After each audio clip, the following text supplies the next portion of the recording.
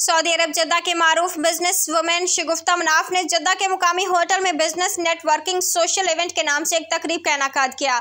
इस तकरीब में नजामत के फ़राइज़ ईमान, मलाहत, आयशा और शिजा ने अदा किए। शगुफ्ता मनाफ फॉरएवर लिविंग कंपनी के साथ 7 साल से मार्केटिंग सीनियर मैनेजर के तौर पर काम कर रही हैं और साथ ही इवेंट ऑर्गेनाइजर भी हैं। इस तकरीब में बड़ी तादाद में ख़वातीन ने शिरकत की, जिनमें अल्फिया, ज़ैनब, महा, किशोर, हिना, माहिरा, सुमेरा, सफ़िया, निदा, दुआ, फातिमा, सुमेरा, अबीरा, सबा, आयशा, हानी, मारिया के अलावा और भी ख़वातीन ने शिरकत की। इस इवेंट में ख़वातीन ने अपने बिजनेस से लोगों को मुतारिफ करवाया।